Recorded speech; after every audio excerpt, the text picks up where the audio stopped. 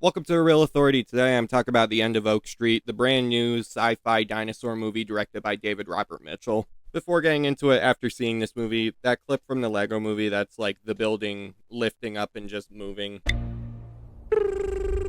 I mean, that's the plot right there. I mean, that can basically describe the plot, but it can also describe the fact that I couldn't see it in IMAX despite wanting to because Odyssey and Spider-Man. And unfortunately, some people may have just felt that way because of the AI Dog podcast. I do not like the fact that they did that, especially since this movie really doesn't feel as dystopian as the advertising. So that was stupid on whoever did that. Luckily, I'm not factoring that into my review. I mean, it's just a piece of advertising. Why would you say the advertising sucks? The Real Authority rejects 0 out of 10. No, that'd be unrealistic. Regardless, getting into it, but yeah, the marketing kind of sucked in that regard. So this movie follows the Platt family, who basically find themselves in a bit of a weird situation. As they're used to their life, they find themselves unexpectedly transported into the past. How far in the past? Well, there's dinosaurs. So now they have to find a way to survive and escape this situation if they even can. The acting's really good. I mean, when you have Anne Hathaway and Ewan McGregor headlining your movie, that's definitely a plus, but they also imbue their characters of Denise and Greg with the right amount of, well, I guess, charisma. At least with McGregor's end, like Anne Hathaway, like you saw in the Odyssey how great she was at selling the emotion. Here she sells the fear and emotion effectively well.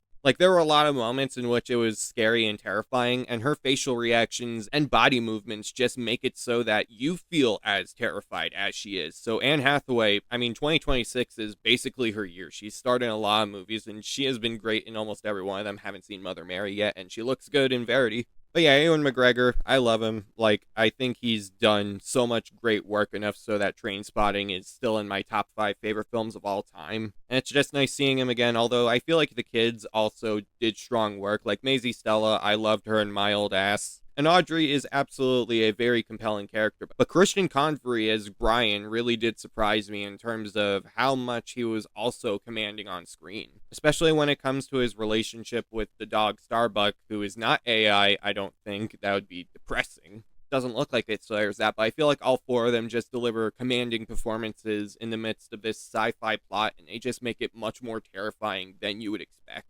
Absolutely excited to see what each and every one of them do next.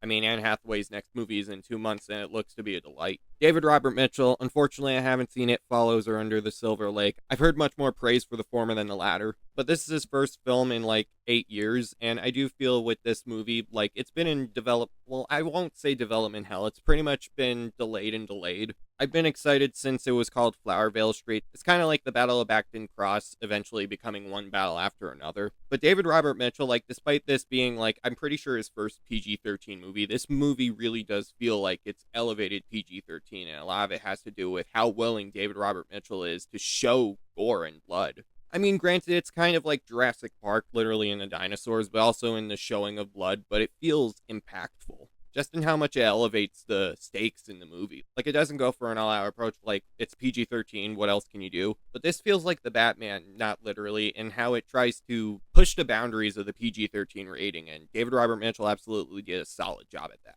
Plus, he wrote the screenplay, and the screenplay is really simplistic, but also very effective at getting the characters just developed in a way in which, for comparison's sake, last week, The Last House came out. It's okay. Like, I really do feel it's not a great movie, but it's not a horrible movie. In fact, when watching that movie, I was kind of thinking to myself, The End of Oak Street better not be like this, because it definitely has a lot of similarities with The Last House. Except the character development was better. Like, it does take its time in terms of getting the character set up before being transported in this situation. Enough so that it's not just the performances that make you care, it's actually the writing that makes you care, and that's where David Robert Mitchell really does shine. Also, the cinematography doesn't feel digital. Like, I don't know if this was exactly shot on film, but it looks like an old movie. Granted, I'm pretty sure this is set in like the 80s or something, 80s before they go prehistoric. But Michael Giant Locust's cinematography just is inventive and also looks vintage. There are a lot of moments in which kind of are iconic, people's faces in the front as they're speaking, even though there are characters in the back, like forced perspective. That sort of thing is here, and it's absolutely brilliant, and I have to give Michael credit for just exceptional cinematography, adding to the suspense, adding to the wonder. Speaking of which, Michael Giacchino is an absolute legend, and his score is pretty much what you would expect, but I also think this may be one of my favorite scores of the year, non-Ludwig Göransson related.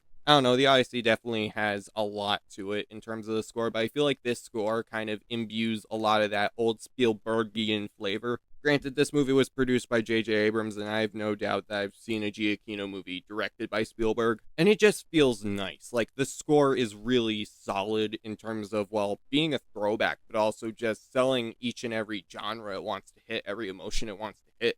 This may be one of, if not the best score of the year in terms of just elevating the rest of the movie in general. Giacchino is an absolute legend, and I can't wait to hear what he does next. I'm pretty sure it's Clara and the Sun, although he probably has some other movies, whatever. On top of that, the pacing's just really strong. At 1 hour and 39 minutes, it could have ran the risk of feeling like too short, especially in a world where the Jurassic World movies basically run about 2 hours. But the fact that it's so simplistic, it just allows the pacing to really just flow in a way in which you're always engaged. Like, the movie starts off setting up the characters, but then when the dinosaurs come in, you're not lost, or you're not like, well, the last house in which you're like, oh, come on, why are you just doing the gimmick instead of, developing the characters? This movie expertly gets you the gimmick while also getting you to care about the main characters instead of, just dinosaurs, why not? And it also just allows for the suspense to be more there than in The Last House, I guess, or any of the other Jurassic World movies aside from Jurassic Park. Because the dinosaurs are threatening. Like, there's not really any time to be in awe of the fact that there are dinosaurs, because this is literally like a life or death situation. You've literally been transported into the past,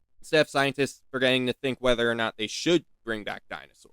So yeah, the suspense was absolutely there, and the PG-13 rating wasn't really a barrier that they needed to overcome, because they just did a great job. So yeah, in the end of Oak Street, despite the AI filth that they did in the marketing and the fact that it was delayed, this is probably my favorite dinosaur movie not named Jurassic Park 1. It just gives you a pretty perfect dinosaur movie while also inspiring wonder when the characters aren't exactly feeling it.